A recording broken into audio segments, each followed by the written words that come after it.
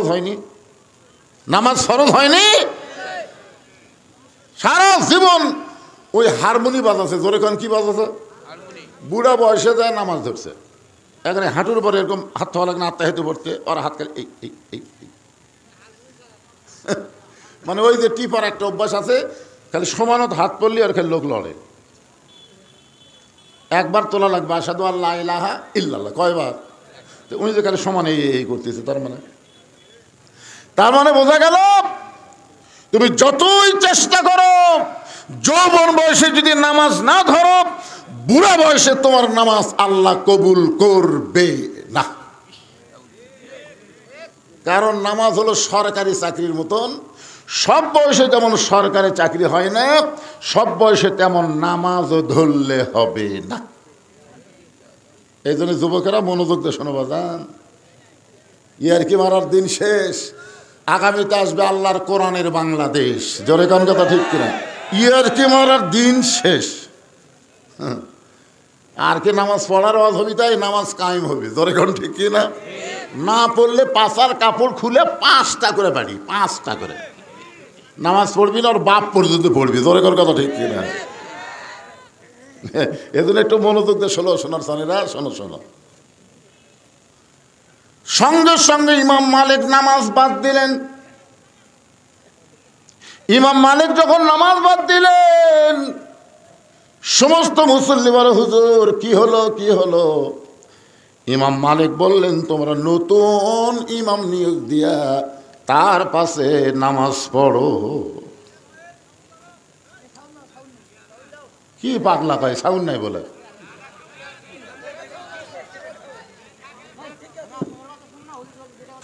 না না, হুজুরের কাছে সাউন্ড আছে বা এখন ওই জায়গাতে আছে কিনা, যা তো যা ঘুরে যা। এই তোরা কয়জন রে পাগলা, কয়জন? একজন ওখানে যাও তো, দেখো সাউন্ড আছে কিনা। এই যাও,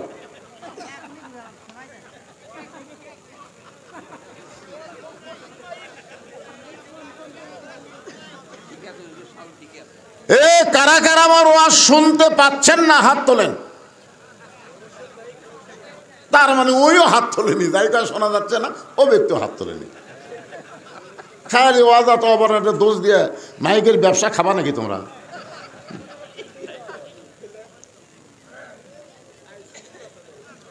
আরে যেটা হোক আছে তো, আজকে এটাই মানে নাও বাবা, অসুবিধা কি? হ্যাঁ, কি বলতেছিলাম, গুরুত্বপূর্ণ কথা চলতেছে যে তোমরা নতুন ইমাম নিয়োগ দাও, আমার পিছনে তোমাদের নামাজ হবে না। সমস্ত মুসল্লি বলে হুজুর কেন হবে না? ইমাম মালিক বললেন আমার মুখ আছে কাবার দিকে, মন চলে যায় মদিনার দিকে। কাবার দিতে শুধু মুখ করলে হবে না, মনটাও কাবা করা লাগবে। ধরে কোন ঠিক কি না? এই জন্য তো শয়তান বলে তোমরা মসজিদের মধ্যে যতই ঢোকো লাভ নাই, কারণ মসজিদের মধ্যে ঢুকলে নামাজ হবে না, নামাজের ভিতরে ঢোকা লাগবে। ধরে কোন ঠিক কি না? আর যেই ব্যক্তি নামাজের ভিতরে ঢুকবে তার চরিত্র কি? ইন্না সালাতা তানহানিল ফাহশাই ওয়াল মুনকার, একমাত্র খারাপি কাজ থেকে বাঁচায় দিতে। আল্লাহ কয় নামাজের জোরে ফাহেশ কাজ যাবে দূরে, পাক কোরআনে রয়েছে ঘোষণা। এখন আকাম কুকাম নামাজ রোজা একসাথে বান্দিয়া বোঝা, আকাম কুকাম নামাজ রোজা একসাথে বান্দিয়া বোঝা, জাহান্নামে দিয়াছ রওয়ানা, আজও কেন আল্লাহর নামাজ কায়েম করলা না? নামাজ পড়ে সুদ খায়, এরকম সুদা নামাজে আছে না নাই? নামাজ পড়ে ঘুষ খায়, নামাজ পড়ে পরের জমির আল ঠেলে। কিছুদিন আগে ইউটিউবে দেখলাম এক লোক খালি মাথার টুপি দিয়ে জুব্বা পরে জিকির করতেছে আর খালি সমান আলের মধ্যে দিয়ে কোদাল মারতেছে। আপনারা দেখেন ওই আল্লাহ আল্লাহ জিকির করার কোদাল খালি বাই করে বসে দেয়। তার মানে কি কোরআন ঠিক আছে না নাই, কিন্তু আর নামাজ ঠিক নেই।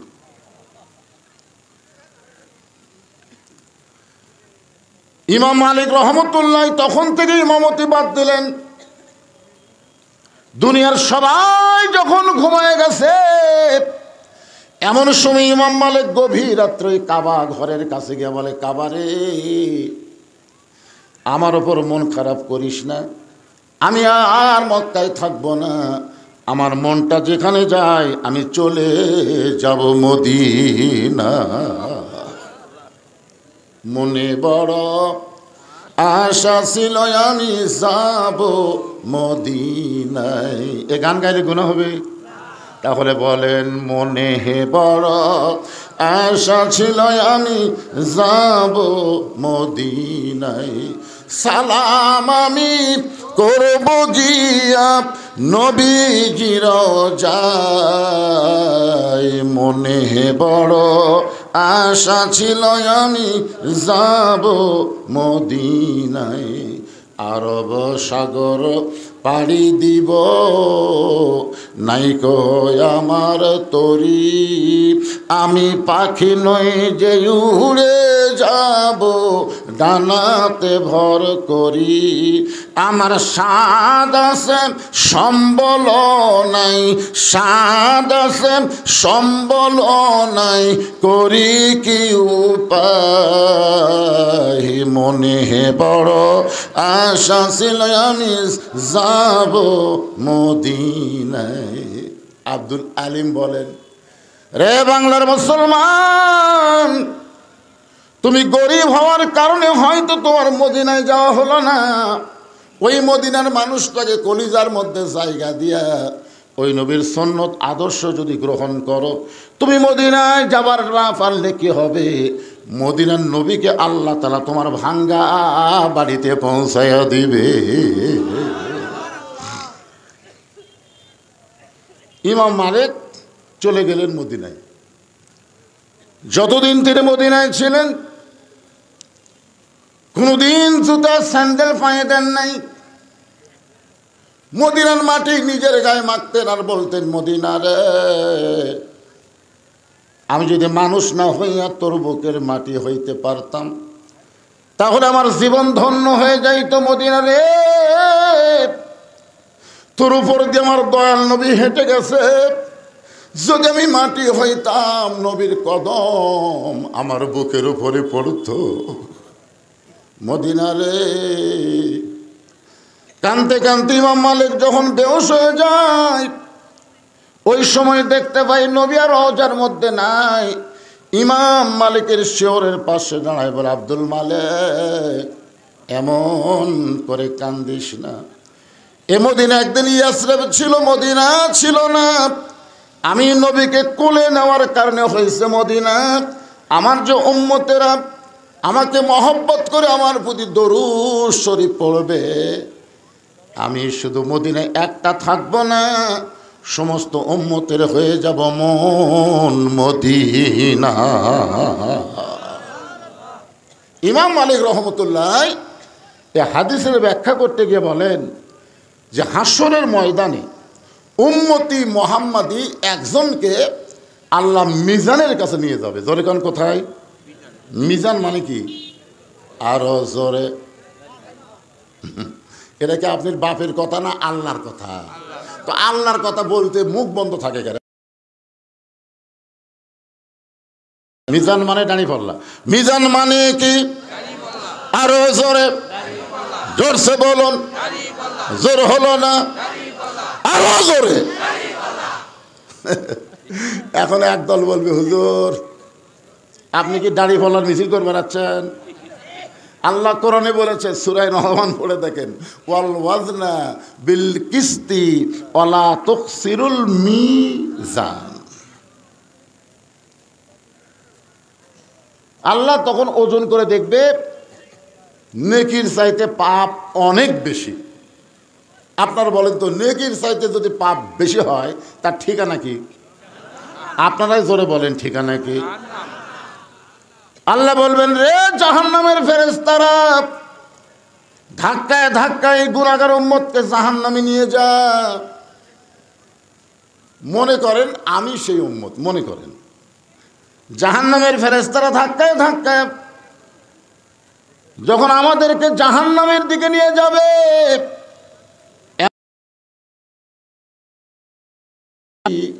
আছেন আমার মুক্তার, আছেন আমার ব্যারিস্টার, শেষ বিচারের হাইকোর্টেতে তিনি আমায় করবেন পার, আমি পাপী রাসূল জাবিন্দার। আল্লাহ নবীর সামনে দাঁড়িয়ে যাবে, ফেরেশতা বলবে কে গো আপনি? আজকে হাসরের ময়দানে কেউ কারো নয়। আল্লাহ কোরআনে বলেন ইয়া আইয়ুহান নাসু তাকু রাব্বাকুম ওয়াখশাউ ইয়াওমান লা ইয়াজজি ওয়ালিদুন আন ওয়ালাদিহি ওয়ালা মাউলুদুন হুয়া জাযিন আন ওয়ালিদিহি শাইয়্যা। হাসরের ময়দানে মা তার সন্তানকে চিনবে না, বাবা তার সন্তানকে চিনবে না, সন্তান তার বাপ মাকে চিনবে না, কেউ যখন কাউকে চিনবে না, ওই সময় কেবলমাত্র আমাদের নবী, ধরে কান সুবহানাল্লাহ, কেবলমাত্র কার নবী? হ্যাঁ, আমাকের নবী। বুকের দিকে আঙ্গুলটা বলে আমাকের নবী। আদম আলাইহিস সালাম থেকে ঈসা নবী পর্যন্ত সবাই বলবে ইয়া নফসি ইয়া নফসি, আমার কি হবে, আমার কি হবে। আর আমাদের নবী শুধু বলবে ইয়া রব্বি হাবলি উম্মতি, আমার উম্মতের কি হবে। ফেরেশতারা বলবে আপনি কে গো, সামনে থেকে সরেন, আল্লাহ হুকুম করছে একে জাহান্নামে ফেলে দেওয়া লাগবে। নবী বলতেছে আমার ফেলা দিয়ে আমার উম্মতকে নিয়ে যা। তুই কত বড় ফেরেশতা তা? আল্লাহ কয় জিবরাইল কাম হবে না, কাম হবে না। ওই ফেরেশতাগুলো নবী জানে কিন্তু নবীরে চিনে না। সুবহানাল্লাহ খান না কে? তুমি তো নবীরে চিনো, যাও যাও। ফেরেশতা জিবরাইল নবী চিনার কারণে হাসরের ময়দানে নবী সালামের উত্তর দেবে না। ফেরেশতা জিবরাইল আবার সালাম দেবেন, আসসালামু আলাইকা ইয়া রাসূলুল্লাহ। নবী সালামের উত্তর দিবে না। ফেরেশতা জিবরাইল আবার নবীকে সালাম দেবেন, আসসালামু আলাইকা ইয়া রাসূলুল্লাহ। নবী সালামের উত্তর দিবে না। কয়বার হলো? জিবরাইল বলে হুজুর দুনিয়ার জীবনে আপনাকে 24,000 বার সালাম দিছি, সালাম দেওয়া মাত্রই আপনি উত্তর দিচ্ছেন। আজকে হাসরের ময়দান আপনাকে 3 বার সালাম দিলাম, আপনি একটাবার উত্তর দিলেন না। আল্লাহ রাসূল বলে জিবরাইল সালাম দেওয়ার আগে সালাম দেওয়াটা শিখা লাগবে। ফেরেশতা জিবরাইল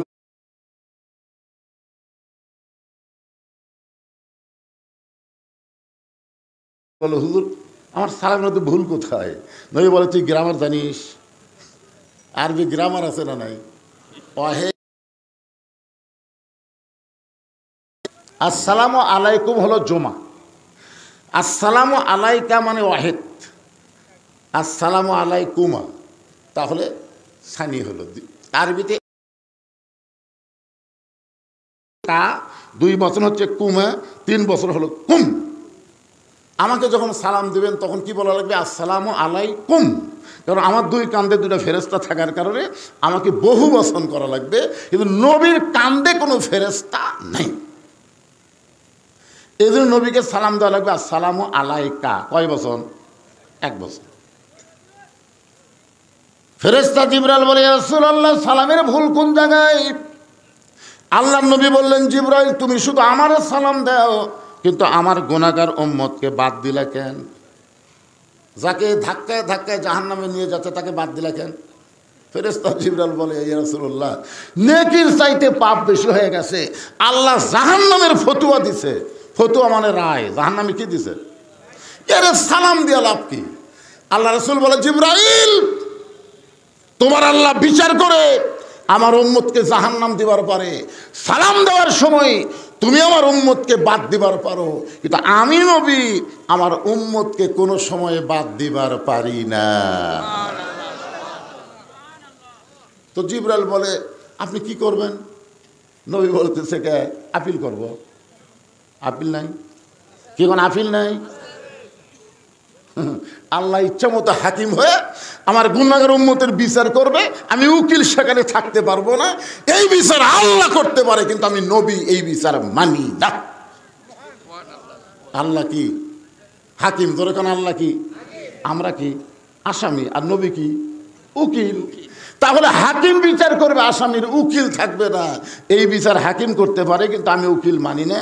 আমি আল্লাহর আদালতে আবার আপিল করলাম। উম্মত নবীর মুখের দিকে তাকায় বলবে, কে গো আপনি? আপনি কে? এই কঠিন বিপদের দিনে জাহান্নামে যাওয়া বন্ধ করে আপনি আমাকে জান্নাতে নিয়ে যাওয়ার চেষ্টা করেন, আপনি কে গো? নবী তখন বলবে, আল্লাহুম্মা সাল্লি আলা সাইয়্যিদিনা। তুই কি বলছিস? যে আমার প্রতি শুধু দরুদ শরীফ না, আমাদের নবী হলো আমাদের নেতা। ধরে কারণ সুবহানাল্লাহ। এখন কোন নেতার পিছনে ঘোরেন? কোন নেতা? আমার নেতার চরিত্র ফুলের মতন পবিত্র, নামাজ পড়ে না এক ওয়াক্ত। ধরে কোন কথা ঠিক না? এই নেতার পিছনে ঘোরার কারণে তো নেত্রী পলে গেছে, আর কর্মীগুলো খালি কাউ কাউ কাউ কাউ করতেছে। এরা নেতা না, এরা হলো হারকিন মোসা লেতা। লেতা বোঝেন না?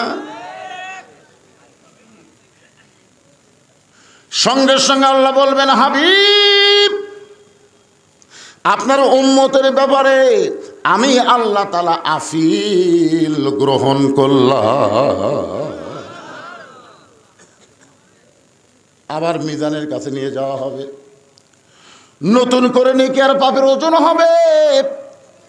নেকির চাইতে পাপ বেশি হওয়ার কারণে আল্লাহ বলবেন, হাবিব দেখেন তো আমি কি বিচার ভুল করেছি? নেকির চাইতে পাপ বেশি হওয়ার কারণে আমি আল্লাহ তাআলা তাকে জাহান্নামে রায় দিয়েছি। সঙ্গে সঙ্গে আমাদের নবী জামার পকেট থেকে একটা কাগজের টুকরা বের করে ওই নেকির পাল্লার উপরে দিবেন, সঙ্গে সঙ্গে নেকির পাল্লার ওজন বেশি হবে। আল্লাহ বলে, হাবিব আপনি কি দিলেন? রাসূল বলে, আল্লাহ আমার প্রতি এই গুনাহগার উম্মত মাঝে মধ্যে দরুদ শরীফ পড়তো, আর এই দরুদগুলো ফেরেশতারা মদিনার রওজা মুবারকে গিয়ে তারই নামে আমার কাছে জমা দিত। আজকে আপনার কাছেও এর দরুদের নেকি নাই, ওর আমল নামার মধ্যে নাই, সব জমা আছে আমার কাছে। আমি সেই দরুদের নেকিগুলো নেকির পাল্লায় দিলাম, যার কারণে নেকির পাল্লার ওজন বেড়ে গেল। আল্লাহ বলেন, হাবিব যদি আপনার উম্মত সারা জীবনে একটা নেকিও না করত, শুধু আপনার প্রতি দরুদ শরীফের আমল করত, এই আমলের কারণেও আমি আল্লাহ তারে জান্নাত দিয়ে দিতাম। এখন বলেন, এই দরুদ পড়তে আমাদের আপত্তি আছে? যখনই নবীর নাম শুনবো, এই মুসলমানেরা যখনই নবীর নাম শুনবো, আমি পড়ি বা কেউ যদি পড়ে আমি শুনবো, সঙ্গে সঙ্গে জবান খুলে বলবো সাল্লাল্লাহু আলাইহি ওয়াসাল্লাম। প্যারে বাজান আপনার পিছনে খাড়া হয়ে আছেন কেন? বসেন বাবা, বসেন। আজকের এই মাহফিলের সম্মানিত সভাপতি কুটি ও সভা পরিচালনা করবেন মাওলানা মোহাম্মদ সেকেন্দার আলী। উনি কোথায়? ও আপনি। আজকের এই মাহফিলের সম্মানিত সভাপতি মাওলানা মোহাম্মদ মতিয়ার রহমান। এটাই আজকের এই মাহফিলের সম্মানিত সভাপতি এবং সম্মানিত সভা পরিচালনাকারী দুইজন আল্লাহর বান্দাদেরকে অন্তরের অন্তঃস্থল থেকে আমি শুভেচ্ছা জ্ঞাপন করছি। আজকের এই মাহফিলে কোনো অতিথি নাই, এই সময় অতিথি নাই, আলহামদুলিল্লাহ। ভাই আজকের এই মাহফিলে সম্মানিত ও সমস্ত আলেম ওলামা বসে আছেন, মঞ্চে আছেন। মাগরিবের নামাজের পর থেকে এতক্ষণ পর্যন্ত কোরআন হাদিসের আলোকে যারা আলোচনা করে আপনাদের শোনালেন, আলেম ওলামা সহ আজকের মাহফিলের বক্তাগণকে অন্তরের অন্তঃস্থল থেকে আমি শুভেচ্ছা জ্ঞাপন করছি। এই মুহূর্তে আমার সামনে যারা বসে আছেন এবং যারা ওয়াজাতা দাঁড়িয়ে আছেন, আমি তো বলবো পিছনে দাঁড়িয়ে থাকা এটা জাতা না ওয়াজাতা? হ্যাঁ, বসেন বসেন বসেন বসেন বাজান, বসেন। আজকে আসরের নামাজ নাই, এই যে ঘড়ি দেখবো কিছুক্ষণ পর আসর হবে, ওয়াজ বন্ধ করতে লাগবে। আজকে আসর আছে, ফজর আছে রে পাগলারা, ফজর খাড়া। একটু ডাইবিয়া বসেন তো। হতে পারে আজকের ওয়াজ আমার জীবনের শেষ ওয়াজ, হতে পারে আপনাদের জীবনের শেষ শোনা, জোরে কোন কথা ঠিক কিনা? এই যে একটু বসেন, একটু আল্লাহর রাস্তায় বসেন। সম্মানিত মা বোনেরা, পর্দার অন্তরালে বসে বসে যারা আলোচনা শুনতেছেন তাদেরকে শ্রদ্ধা জ্ঞাপন করে এই মুহূর্তে আমি জানতে চাচ্ছি আপনারা সকলে কেমন আছেন? আলহামদুলিল্লাহ রব্বিল আলামিন। যে আল্লাহ শারীরিক সুস্থতা দান করে মানসিক প্রশান্তি লাভের জন্য আজকের এই জান্নাতের বাগানে কবুল করলেন, আমরা সে আল্লাহর উপরে খুশি না বেজার? তাহলে জবান করে সমস্বরে সকলে বলবো রব্বানা লাকাল হামদ হামদান কাসীরান তাইয়িবান মুবারাকান ফীহি। আমরা প্রশংসা করলাম কার? আল্লাহর। যে আল্লাহ জন্মগতভাবে আমাদেরকে মুসলমানের ঘরে কবুল করেছেন। আমাদের সর্বসাকুল্যে 3টা অধ্যায় আছে। ধরে কোন কয়টায়? একটা আমরা শেষ করে আছি, সেটা হলো রুহের জগৎ, আমাদের শেষ হয়ে গেছে। দুনিয়ার জগতে বর্তমানে আমরা আছি, সামনে আমাদের আরেকটা জগৎ আছে, তার নাম হলো পরকালের জগৎ, আখেরাতের জগৎ। জোরে কোন কথা ঠিক কিনা? আপনারা বলুন তো, 3টা জগতের মধ্যে আমরা কিন্তু পাস করছি। কি করছি? কারণ 3-এর মধ্যে 2 আল্লাহ আমাদের পক্ষে। রুহের জগতে আল্লাহ যদি আমাদের পক্ষে না থাকতো তাহলে দুনিয়াতে মুসলমানের ঘরে আমাদের কবুল করতো না, ঠিক কিনা বলেন?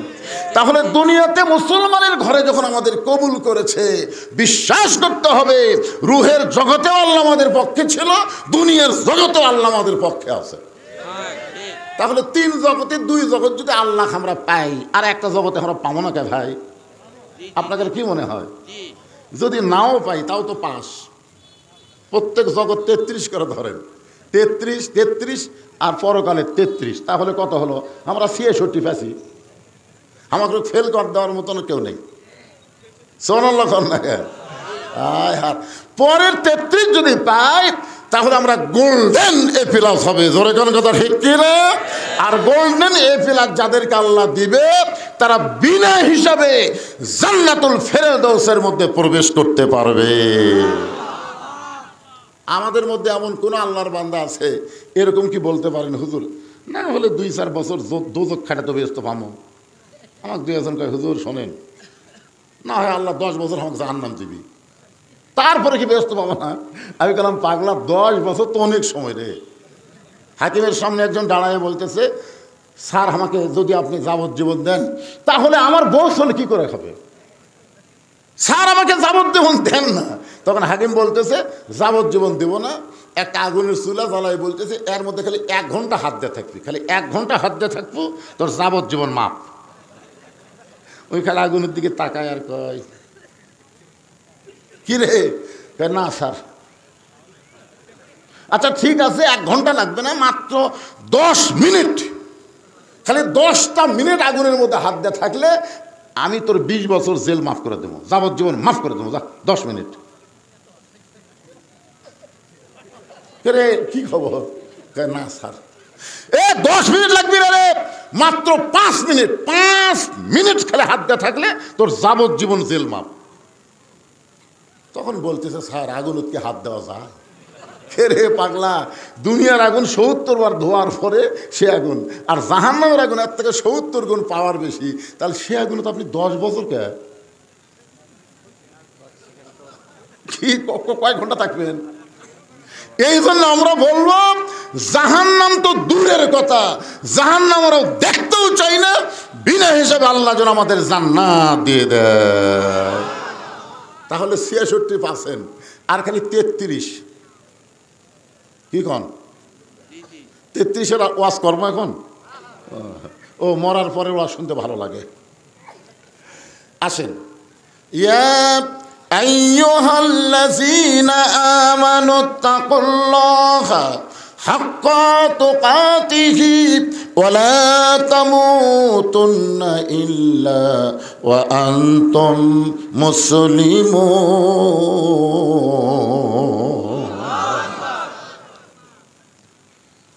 এই আয়াতকে সামনে নিয়ে আজকে আমি আপনাদের একটু পবিত্র ঔরস কি কন? এই ওরসটা আপনাকে একটু বুঝাবার চাই। বোঝার মতন মাথা আছে কিনা আল্লাহ ভালো জানে। কারণ মাথা লাগবে, ধরে এখন কি লাগবে? মাথা। একজন আল্লাহর বান্দা, নাম হলো তার জাম্বিদ রহমতুল্লাহ আলাই। এ ওরস বুঝাচ্ছে, একটু মনোযোগ দিয়ে শোনেন। এখন লেখা যাবি কি যাবি না সেটা পরে চিন্তা করবেন। আল্লাহর জাম্বিদ রহমতুল্লাহ আলাই, ওনার বাড়ি হলো বাগদাদ শরীফ। জরিকান কোথায়? হ্যাঁ, খুব খেয়াল করবেন, বাগদাদ। বড় পীর আব্দুল কাদের জিলানির বাড়িও কিন্তু বাগদাদ। বাগদাদ একটা বিশাল,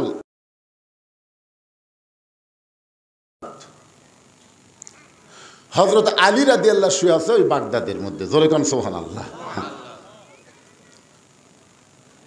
তো জাম্বিদ রহমতুল্লাহ আলাই বাগদাদ থেকে ঘোড়ার পিঠে চড়ে মক্কা মদিনার দিকে রওনা দিয়েছে।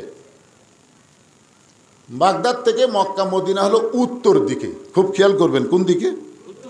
উনি ঘোড়ার পিঠে চড়ে মক্কা মদিনার দিকে রওনা দিলেন, কারণ তখনকার সবচাইতে দ্রুতগামী যানবাহনের নাম হলো ঘোড়া। ওই সময় সবচাইতে দ্রুতগামী যানবাহনের নাম কি? একটু হোহা করা লাগবে। ওরস বুঝবেন না? ওরস শুনবেন না আপনারা? ওরস রাত 1টা পর্যন্ত ওয়াজ হবে, মাঝখানে কিছু ফাঁকা থাকবে, ফজরের পরে তবরক দিবি নাকি কন? আপনারা যারা ওয়াজ শুনবেন বাইরে ঘুম পাড়বেন, আর যে শালারা ওয়াজ শুননি ওরা এসে তবরক খাবি। এই তো ওরস নাকি? এটাই ওরস। আপনারা আমার ওয়াজ শুনে বাড়িতে ঘুমাবেন, আর ফজরের পরে দিবি তবরক। যারা ঘুম পাড়ছে ওরা খাবি, আর যারা চেতন থাকছে এরা পাবি না। আজকে এখানে এটা শোনার পরে আমার মাথা তখন থেকে ঘুরতেছে, এ ওরসের ব্যাখ্যা আজকে মারাই লাগবে। ধরে কোন কথা ঠিক কিনা?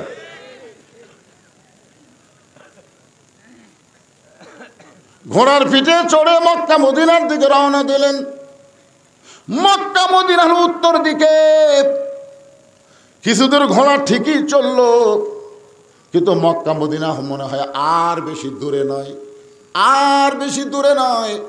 এমন সময় মক্কা মদিনা উত্তর দিকে না গিয়া পূর্ব দিকে, মক্কা মদিনা উত্তর দিকে ঘোড়া না গিয়া পূর্ব দিকে ঘোড়া দৌড়ানো শুরু করলো।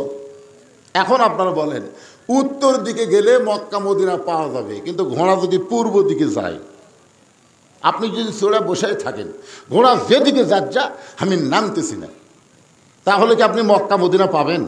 জোরে কোন পাবেন?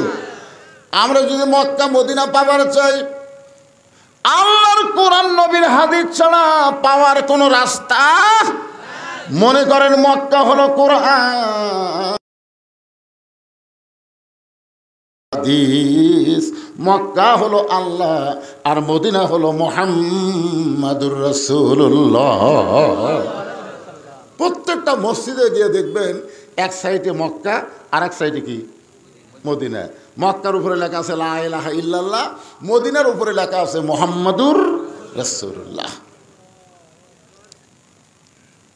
কিন্তু ঘোড়াটা উত্তর দিকে মক্কা মদিনার দিকে না যাইয়া ঘোড়া যখন পূর্ব দিকে দৌড়ায়, জাম্বিদ রহমতুল্লাহ চিন্তায় পড়ে গেলেন, এই সময় যদি আমি ঘোড়ার পিঠে বসে থাকি তাহলে তো হবে না, বরং ঘোড়ার লাগাম টানা লাগবে। ধরে কোন কি লাগাম? মানে কি?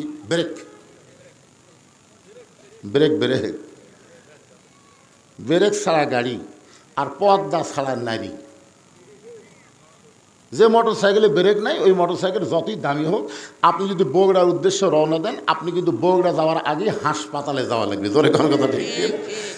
আর বেপর্দা নারী নিয়ে যারা সংসার করতেছেন, আপনি যতই ইবাদত করেন, আপনি জান্নাতে যাওয়ার আগে জাহান্নামে ঢোকা লাগবে। জোরে কোন কথা ঠিক কিনা? এখন বলেন, ব্রেক ছাড়া গাড়ি আর পর্দা হারা নারী। আমার মায়েদেরকে আরো সুন্দর করে ওয়াজ শোনাবো, এটা একটু দিলাম তো, ওনা করে আমি ভুলিনি। চাপে চাপে বসেন মা, চাপে চাপে বসেন, অসুবিধা নেই।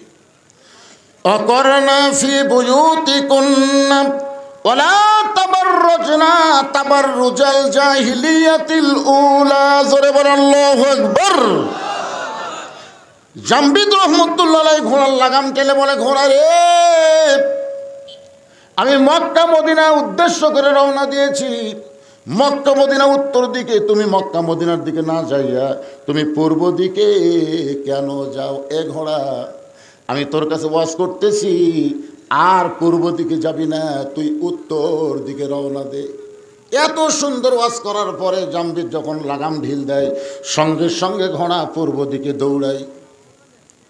লাগাম ঢিল দেওয়ার সঙ্গে সঙ্গে ঘোড়া পূর্ব দিকে দৌড়ায়।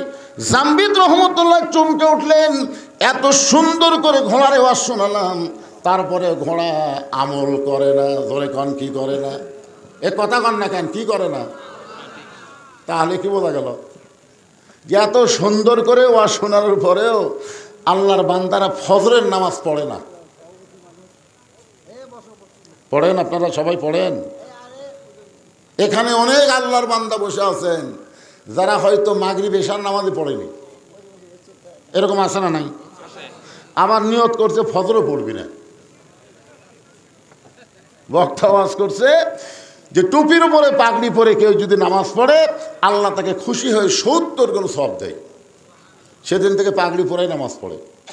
কিন্তু একদিন মসজিদে যায় থেকে পাগড়ি আনে নাই।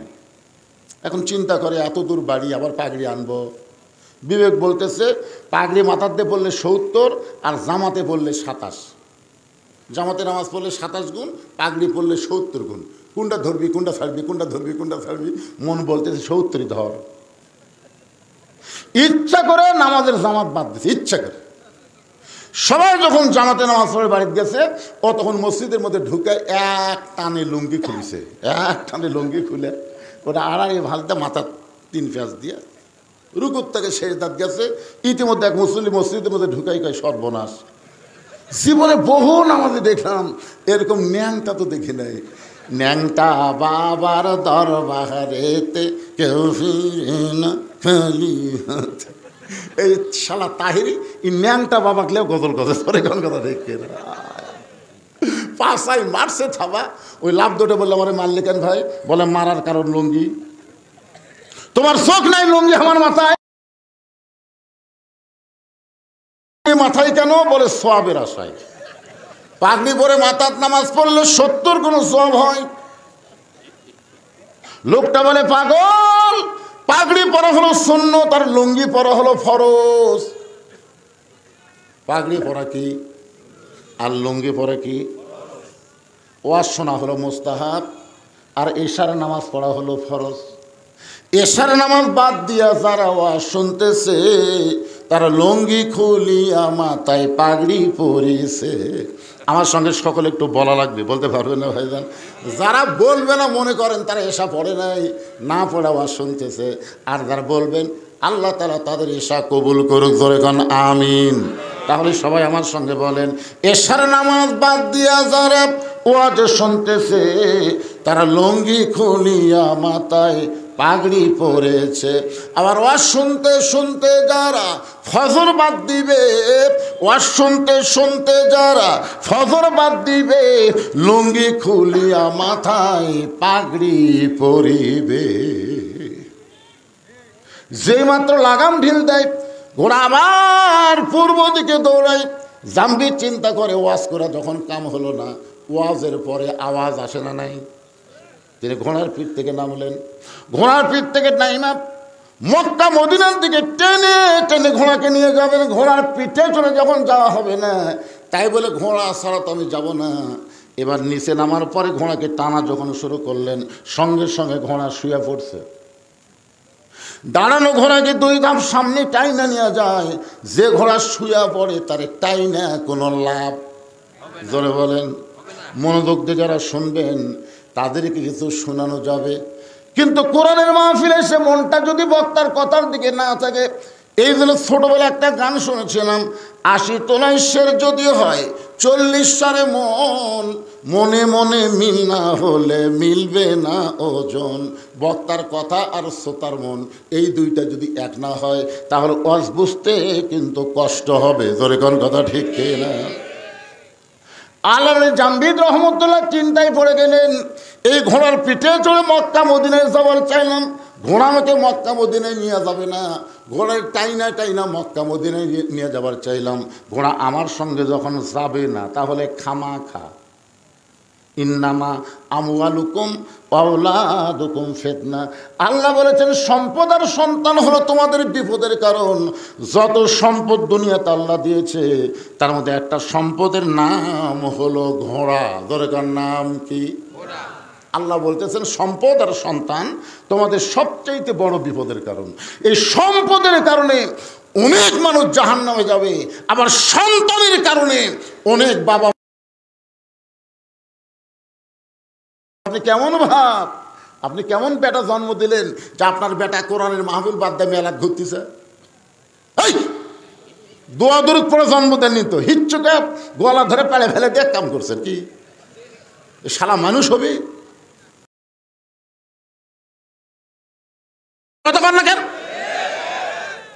মুসলমানের বাচ্চা হয়ে তুমি আল্লাহর কোরআনের মাহফিল বাদ দিয়ে মেলার মধ্যে ঘোরো, তোমার লজ্জা করে না? ওই ব্যক্তি হলো সবচাইতে বড় দুর্নীতিবাজ। ওই ব্যক্তির কোনো নীতিই নাই যে আল্লাহর কোরআনের মাহফিল বাদ দেয় মেলার মধ্যে ঘোরে। জোরে কোন কথা ঠিক কিনা? আর এত রাত্রে, রাত 11:30 পার হয়ে গেছে, এত রাত্রে রাস্তা ঘোরা ভালো মানুষের বাচ্চারা ঘোরে না, চোর ডাকাতেরাই ঘোরে। জোরে কোন কথা কন না কেন? এত রাত্রে রাস্তা কারা ঘোরে? অন্যদিন ঘুরলে তাও না, একটা কথা আছে, আজকে কোরআনের মাহফিলের দিন, আরে জান্নাতের বাগান লাগছে এখানে, আর ওরা জাহান্নামের মধ্যে ঘুরতেছে। একটু মনোযোগ দিয়ে শুনবেন। জামবিদ রহমতুল্লাহ ঘোড়ার মহব্বত কলিজা থেকে বের করে দিয়ে মক্কা মদিনার দিকে হেঁটে হেঁটে রওনা দিয়েছে। আপনি বলেন টার্গেট ঠিক থাকা লাগবে, দরকার হলে হেঁটে যাবো, অসুবিধা আছে? কথা কন না কেন? লং মার্চ, ঢাকা মার্চ ডাক দিল না 5 তারিখে, 6 তারিখে কিন্তু ডাকছিল। চিন্তা করলো না 6 তারিখে ডাকছি, এদিকে হাসিনা সাইজ হবে, দরকার নাই, একদিন আগেই গাড়ি যদি না চলে হাঁটা যাবো রে। কথা কন না কেন? ওরা কিন্তু সব ক্যামেরা ট্যামেরাতে দেখছে, ও বাবারে পিঁপড়া যেরকম আসে ওই রকম দল বান্ধে আসতেছে। এমনি সেনাবাহিনী প্রধান এমনি কইছে 45 মিনিট টাইম দেওয়া হলো। এরই মধ্যে যাওয়া লাগবে, কারণ যে হারে আসতেছে, গাড়ি নিয়ে আসতেছে, গাড়ি নিয়ে হাঁটে হাঁটে এ পা আল্লাহ এমনি দেয়নি ভাই। অনেক মুরব্বী আগে হেঁটে হেঁটে হজ করছে। তোর কোন কথা ঠিক কিনা? ওরা হলো হাজি রে, এরাই হলো হাজি। আর এখন বেটাক সব সম্পত্তি দিয়ে বেটিক ফাঁকি দিছে। ফাঁকি দিয়ে ওই একেবারে 11টা পাথর লিছে, 11টা পাথর লিয়ে খালি ওই জামরাত ফেরেশতা কয় আল্লাহ বড় শয়তান, ছোট শয়তানের ঢাল মারতেছে। সব সম্পত্তি বেটাক দিয়ে বেটিক যে বাপ ফাঁকি দিছে ওই মানুষ আছে, ওই আবার মক্কা যা শয়তানক মারতেছে। কেন পাগলা তুই কি মাররে? তুই বড় শয়তানের বাপ। কথা কন না কেন ভাইজান? মন খারাপ করতেছেন?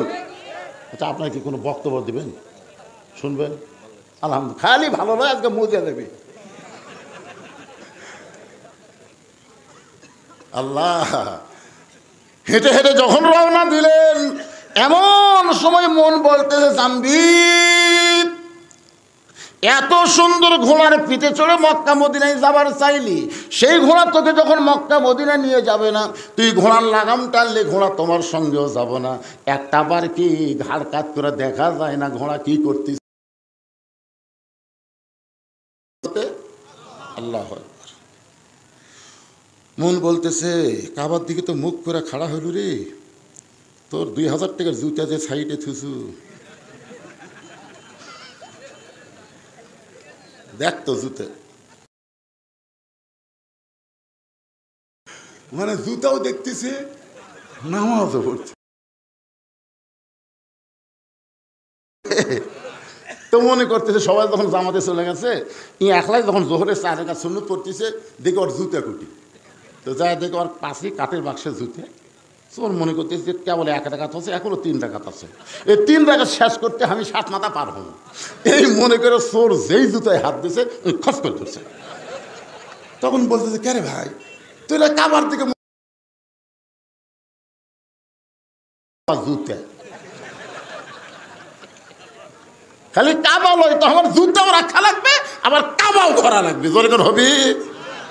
জাম্বিদের মন বলতেছে এত সুন্দর ঘোড়া, যে ঘোড়ার পিঠে চড়ে তুই মক্কা মদিনায় যাবি, সেই ঘোড়া তোকে টেনে নিয়ে যাবার চাই, তাও গেল না। পিছনে বসে আছে, একটা বার তাকায় দেখতো ঘোড়া কি খাড়া হলো না শুয়েই থাকলো। জাম্বিদ রহমতুল্লাহ বলেন, আল্লাহ ওই ঘোড়ার মহব্বত কলিজা থেকে বের করে দিয়ে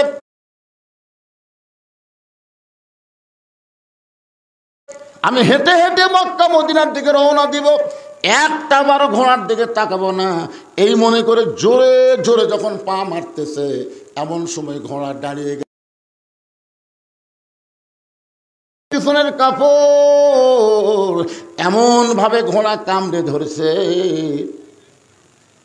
6টা মানুষের দেহে যে শক্তি থাকে তার চাইতে বেশি শক্তি হলো একটা ঘোড়ার দেহে। জাম্বিদ হেঁটে হেঁটে মক্কা মদিনায় যাবার চায়, কিন্তু ঘোড়া পিছনের কাপড় কামড়ে ধরে জাম্বিদকে টেনে টেনে পূর্ব দিকে যায়। জাম্বিদ কয় ক্যারে ঘোড়ার পিঠে চড়ে মক্কা মদিনায় যাবো, ঘোড়া নিয়ে যাবে না, ঘোড়ারে টানলাম, ঘোড়া আমার সঙ্গে যাবে না, আমি একলা যাবার চাই, তারপরে ঘোড়া যাবার দিবে না। এই ঘোড়ার মধ্যে ঢুকলো কি? ইত্তাকু ফিরাসাতাল মুমিনিনা ফাইন্নাহু ইয়ানজুরু বিনুরিল্লাহ। এতক্ষণ জাম্বিদ খালি 2 চোখ দিয়ে দেখছে, এবার 2 চোখ বন্ধ করে অন্তরের দিকে তাকায় দেখে, এতক্ষণ ধরে ঘোড়া যে কাজগুলো করতেছে এগুলো ঘোড়ার ইচ্ছাই নয়, এগুলো হচ্ছে আল্লাহ মালিকের ইচ্ছা। সুবহানাল্লাহ, জোরে কন। 2 চোখ দিয়ে দেখলে ঘোড়া খারাপ। তখন নূরের চোখটা তাকায় দেখে যে ঘোড়া যা কিছু করতেছে ঘোড়া নিজে করতেছে না, ঘোড়ার মালিককে, জাম্বিদের মালিককে। আল্লাহ জাম্বিদ ঘোড়ার পিঠে চললেন, দেখি ঘোড়া কোথায় নিয়ে যায়। আল্লাহ কেন মক্কা মদিনায় যাবার না দিয়ে আল্লাহ মারে কোথায় নিয়ে যাবে? ঘোড়ার পিঠে যখন চললেন, ঘোড়া চলতে চলতে চলতে চলতে রোম দেশ, জোরে কোন কোন দেশ? এই আমার সঙ্গে একটু জোরে বলেন, কোন দেশ? এই রোম দেশের বর্ডারে এসে ঘোড়া দাঁড়াচ্ছে, বর্ডার। সঙ্গে সঙ্গে 6-7 জন সৈন্য জাম্বিদের দিকে তাকায় আছে। জাম্বিদ জোড়হাত করে বলতেছে, ভাইজান আমার কোনো দোষ নেই, আমি মক্কা মদিনায় যাব, কিন্তু ঘোড়া আমাকে এই পর্যন্ত টানে আনছে, ভাই আমার কোনো দোষ নেই, কারণ মক্কা মদিনায় যাওয়ার ভিসা আছে, কিন্তু এই দেশে যাওয়ার তখন ভিসা নেই। কিন্তু ঘোড়া তো বোঝে না। সঙ্গে সঙ্গে সৈন্যগুলো বলতেছে, হুজুর ঘোড়ার রং তো ঠিকই আছে, আপনার নাম যদি জাম্বিদ হয় আর আপনার বাড়ি যদি বাগদাদের খোরাসান হয়, এই দেশের নাম হলো রোম দেশ। জোরে বলেন সুবহানাল্লাহ। সৈন্যগুলো কি বলতেছে, ঘোড়ার রং তো ঠিকই আছে, যে রঙের কথা বলেছে আপনি সেই রঙের ঘোড়ার পিঠে চড়ে আসতেছেন।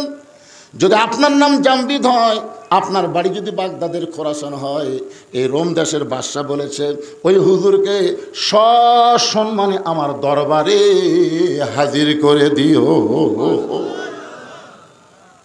জাম্বিদ কয় কে রে? যে দেশ আমি জীবনেও চিনি না, যেই দেশের নামই আমি শুনি নাই, আর সেই দেশের বাদশা কেমনে জানলো ঘোড়ার রং তো লাল, আমার নাম জাম্বিদ, আমার বাড়ি ইরাকের খোরাসান, বাগদাদের খোরাসান, এইটা কেমনে জানলো? এই বাদশা তো বাদশা নয়, এই বাদশা হলো আল্লাহর ওলি। ধরে কোন বাদশা কি? আসলে বাদশাকে আমাদের মধ্যে কিছু কিছু নেতা বলে ইসলামের সাথে রাজনীতির কোনো সম্পর্ক নেই। এক ফকির ভিক্ষা করবে গেছে শাহজাহানের দরবারে, যা দেখে বাদশাহ শাহজাহান মসজিদের মধ্যে ঢুকে 2 হাত তুলে বলতেছে, ও বাদশার বাদশাহ, তোমার দরবার আমি ফকির, তোমার দরবার আমি ফকির। ফকির মনে মনে কয়, আইলাম বাদশার কাছে, আইসা থেকে বাদশাহ নিজেই ফকির হয়ে কাঁদতেছে, তাহলে আমিও যা সাজানো তাই, তাহলে আসল বাদশাকে? জোরে কন, আরো জোরে, জোরসে বলুন। তাহলে আল্লাহর নীতি তো রাজনীতি, আর শাহজাহানের নীতির নাম হলো ফকরা নীতি। মানুষ হলো ফকির, আল্লাহ হলেন বাদশাহ। তাবারাকাল্লাযী বিয়াদিহিল মুলক ওয়া হুয়া আলা কুল্লি শাইইন কদির। গোটা পৃথিবীর রাজত্ব, কর্তৃত্ব, মালিকানা একমাত্র কার হাতে?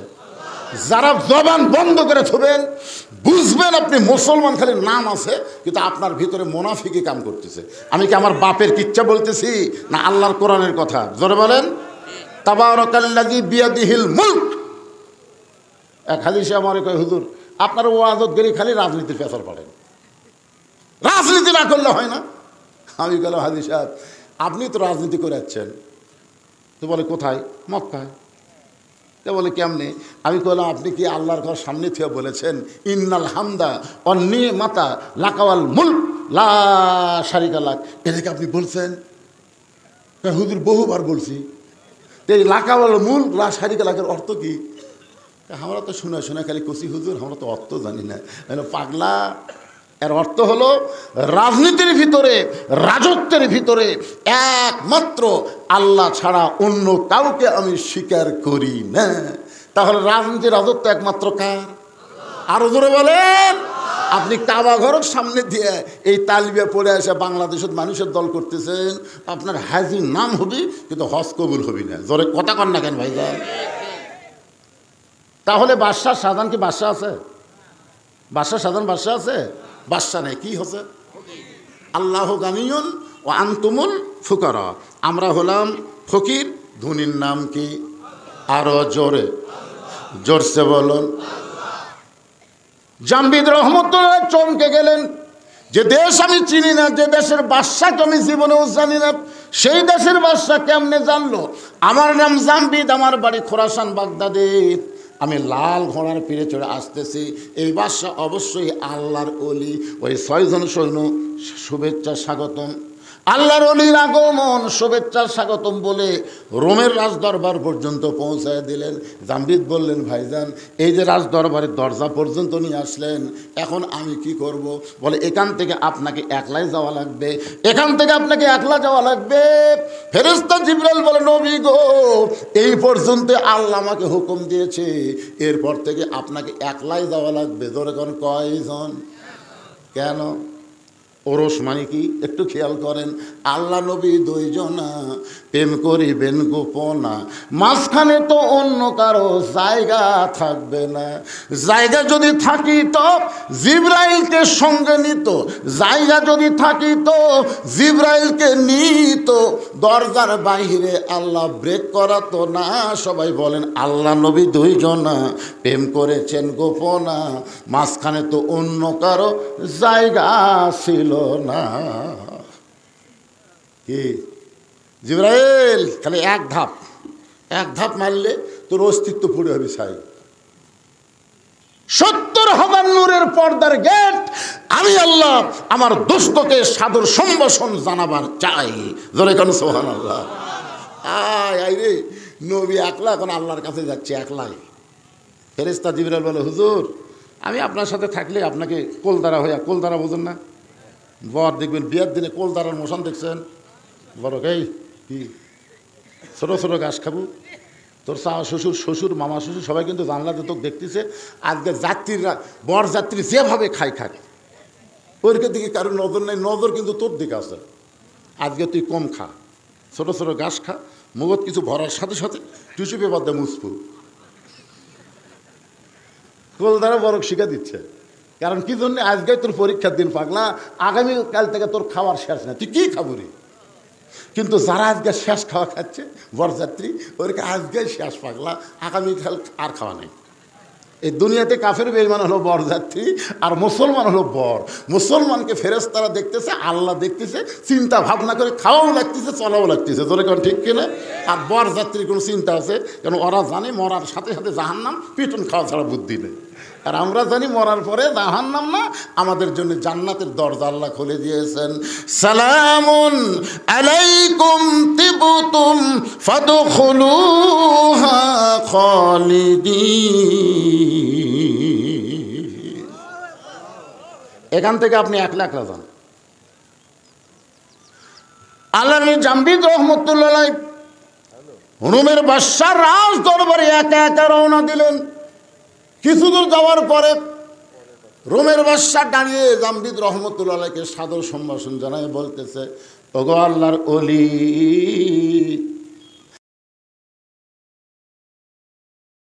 আপনি খোরাসান থেকে আপনি জামবিদ রহমতুল্লাহ আলাই আমার রোমের দিকে আপনি আসতেছিলেন। জামবিদ কয় না, আপনার ধারণা ঠিক না, আমি মক্কা মদিনা যাওয়ার চাইছিলাম, মক্কা মদিনাত। কিন্তু এই ঘোড়ার কারণে, শুধুমাত্র ঘোড়ার কারণে আল্লাহর ইচ্ছায় আমাকে রোমের দেশে আসতে হলো। তবে আমি জানতে চাই আপনি কেমনে জানলেন আমার নাম জামবিদ, আমার বাড়ি খোরাসান, আমি লাল ঘোড়ার পিঠে চড়ে আসতেছি, এইটা আপনি কেমনে জানলেন? রোমের বাদশা বলে আমি জানি না, আমি জানি না, জানি আমার পাগলি মেয়ে। সুবহানাল্লাহ, জোরে কন। জামবিদ বলে কি বলেন? বলে আমি জানি না, তো জানে আমার পাগলি মেয়ে। আল্লাহ তাআলা আমাকে একটাই মাত্র মেয়ে দিয়েছে, সেই মেয়েটা আজকে প্রায় 13-14 বছর হলে পাগলি অবস্থায় আছে। দুনিয়ার কোনো আলো পছন্দ করে না, দুনিয়ার কোনো খাওয়া পছন্দ করে না, দুনিয়ার কোনো মানুষ পছন্দ করে না, একা একা একটা বন্দি ঘরে থাকে। আমি দুনিয়ার বহু ডাক্তার কবিরাজ দেখাইছি, একটা ডাক্তার কবিরাজ আমার মেয়ে রোগ ধরতে পারে না। ওই একটা মেয়ে ছাড়া আমার দুনিয়াতে কেউ নেই। আমি মাঝে মধ্যে আমার মেয়েকে দেখতে যাই। আমি গতকাল গেছিলাম দেখতে, যাই দিকে ঘরের দরজাটা বন্ধ, একটা জানালার পাল্লা খোলা, ওই জানালার পাল্লা দিয়ে আমি ভিতর দিকে তাকাবার চাই, কিন্তু অন্ধকারে আমার মেয়েটাকে আমি দেখতে পাই না। আমি যখন বারবার তাকায় আছি, এমন সময় মেয়েটা বলতেছে, বাবা আপনি দুনিয়ার বহু ডাক্তার দেখাইলেন বাবা, কিন্তু কোনো ডাক্তার তো আমার রোগ ধরতে পারে নাই।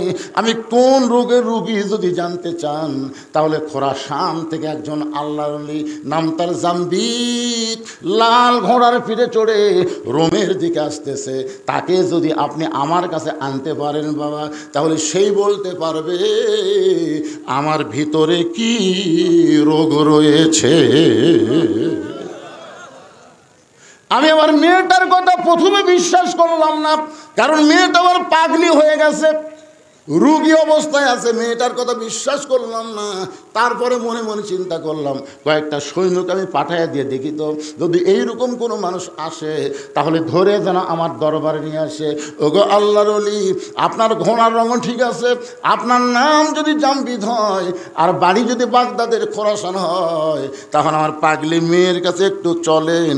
কোন রোগে আমার মেয়েটা রোগে ভুগতেছে, কোন অসুখ আমার মেয়েটার মধ্যে ধরে বসেছে, মেহেরবানি করে আপনি একটু বলে দিবে। জামবিদ চোখ বন্ধ করে, সর্বনাশ, একটা মেয়ে। আপনারা কি মনে করতেছেন? মেয়ে। পৃথিবীর মধ্যে সর্বপ্রথম এই মেয়েই কিন্তু ঈমান গ্রহণ করছে আল্লাহর নবীর হাতে। জোরে কোন ঠিক কিনা? সে মেয়েটার নাম কি? খাদিজাতুল কুবরা। দেখছেন, পৃথিবীতে সর্বপ্রথম একজন নারীকে জান্নাতি নারীদের নেত্রী বানানো হবে। জোরে কোন ঠিক কিনা? এমন করে গল্প শুনছেন যে একটা মরদ মানুষকে জান্নাতের রাজা বানানো হবে, শুনছেন? কথা কন না কেন? কি আবার বাংলাদেশে একাধারে খালি নারী, এরশাদ চাচার পর থেকে আর কোনো মরদ নাই। কোন দিকে যাবেন? রাস্তা দিয়ে গেলে বাড়িতে মরদ মানুষ আছে কিনা বোঝা যায় না, খালি মেয়ে মানুষের কণ্ঠ শোনা যায়। কে রে, মেয়ে মানুষের এত পাওয়ার কে দিল রে? সুবহানাল্লাহ বলে। জামবিদ চমকে গেল। এতক্ষণ মনে করছিলাম যে রোমের বাদশাহ, আল্লাহর ওলি, এখন এসে শুনতেছি ওর মেয়ে। তাও এত বছর হলে পাগলি অবস্থায় আছে। জামবিদ রহমান ধীরে ধীরে ওই পাগলি মেয়েটার দরজায় গিয়ে বললেন, মা দরজা খোলো, কোন রোগে তুমি রোগী হয়েছো, আমি তোমাকে একটু পরখ করে দেখতে চাই। মেয়েটা বলে, আল্লাহর ওলি, কিন্তু মক্কা মদিনা বাদ দিয়া এই পাগলির কাছে কেন আসলা? জামবিদ চমকে উঠছে। মক্কা মদিনায় না যে এই পাগলির কাছে কেন আসলাম? মেয়েটা বলে, জামবিদ রে, মক্কা মদিনায় তুমি কেন যাবে? জামবিদ বলে, মা তুমি কি জানো না মক্কায় আল্লাহর ঘর, ওই মদিনায় রাসূলের রওজা, প্রত্যেকটা মুমিন মুসলমান মক্কা মদিনায় যাবার চাই। মেয়েটা বলে, আমি মক্কা মদিনায় যাব না, মক্কা মদিনা কি আমার কাছে আসবে না? জামবিদ বলে, মা উল্টা কথা বলো না, মা উল্টা কথা বলো না, মক্কা মদিনা কোনোদিন মানুষের কাছে আসে না, বরং মানুষগুলোকেই মক্কা মদিনায় যেতে হয়। মেয়েটা বলে, জামবিদ রে, এটাই যদি তোমার ধারণা হয় তাহলে শুনে নাও, তুমি এখনো কামেল হতে পারো নাই। এটাই যদি তোমার ধারণা হয়। কি সারাদিন ধরে মারছে, সারাদিন মারার পরে গোটা দেহ যখন রক্তাক্ত হয়ে গেছে, তারপরে সারা রাত বুকে পাথর চাপা দিয়ে রাখছে, সারা রাত। আবু জেহেল বলতেছে, যে পাথর বেলালের বুকে চাপা দিছি, এ পাথর তো আমাদের সুস্থ মানুষের বুকে দেওয়া মাত্রই মরবে, আর এক সারাদিন মারার পরে তো আহত হয়ে গেছে, এত ওজনের পাথর চাপা দিলে মরেই যাবে। সকালবেলা লাশ তোমরা টেনে নিয়ে যায় আব্দুল্লাহর এতিম পোলার সামনে দিয়ে আসো, আমাদের গোলামকে মুসলমান বানালে আমরা তার অবস্থা এমনি করে দিব। এই কথা বলে আবু জেহেল যখন চলে গেছে বাড়িতে, সকালবেলায় কতগুলো কাফের যুবক বেলালের লাশ নিতে আইসা দেখে বেলালের বুকের পাথর নিঃশ্বাসের সঙ্গে উঠতেছে আর ডাবতেছে। ওরা কয়, কে রে, চাপা দিলি মরবি। আর সেই লোকটার নিঃশ্বাসে এত পাওয়া, এই নিঃশ্বাস কি সাধারণ নিঃশ্বাস? এই নিঃশ্বাস হলো ইমানদারের নিঃশ্বাস। জোরে কোন ঠিক কি না? কি জেলের মধ্যে নিয়ে থেকে, জেলের থেকে নিয়ে যা তুমি হাসপাতালে হত্যা করবা? হ্যাঁ, 13 বছর অন্যায়ভাবে হুজুরকে জেল দিলে, এতেও তোমার খায়শ মিটল না। তুমি জেল থেকে বের করে মিথ্যা নাটক করে তুমি হুজুরকে হাসপাতালে হত্যা করবা। আপনারা বলেন তো, হুজুরের নিঃশ্বাস নাই? যখন আসে না নাই? আপনার কি ওই ভিডিও দেখছেন, উনি যখন হাসপাতালে বেডের উপর বসে আছেন, দেখছেন? একটু মনোযোগ দিয়ে শুনবেন। যুবকের এক দৌড় নেতার কাছে, নেতা আপনি বলেছিলেন পাথর চাপা দিলেই মরে যাবে, আসেন, মরে নাই, বরং নিঃশ্বাসের সঙ্গে পাথর উঠতেছে আর ডাবতেছে।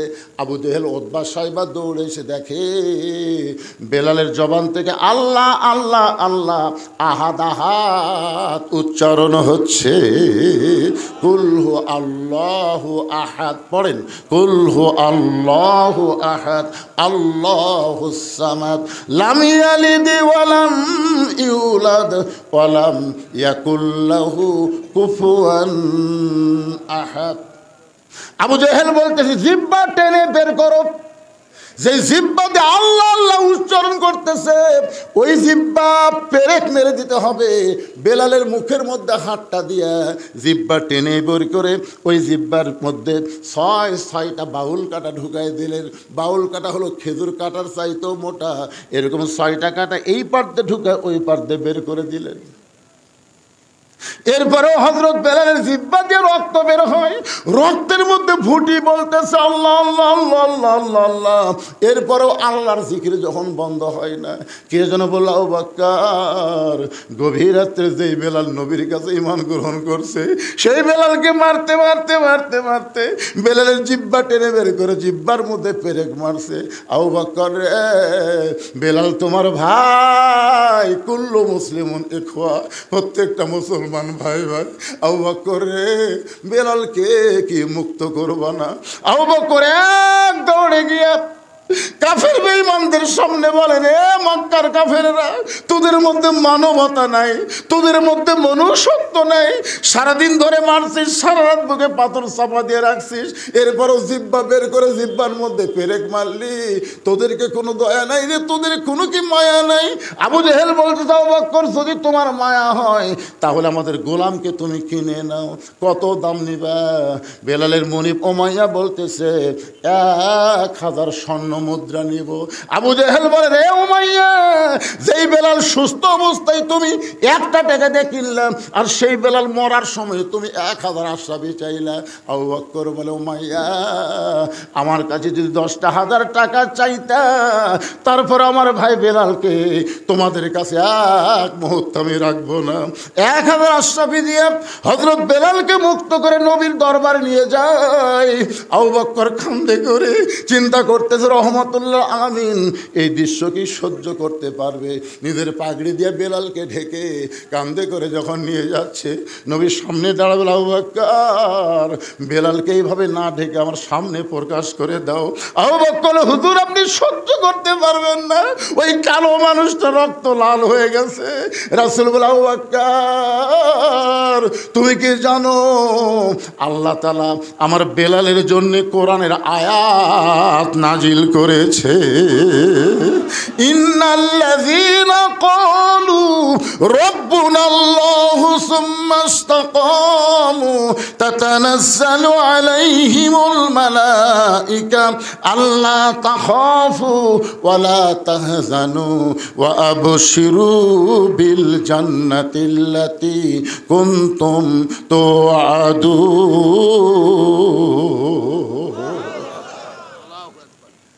হযরত আবু বকর আস্তে করে বেলালকে নিজের কাঁধ থেকে নামালেন।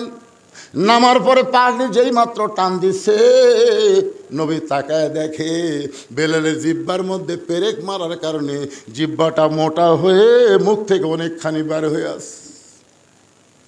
আল্লাহ রাসূল হামাগুড়ি দিয়ে বসলেন।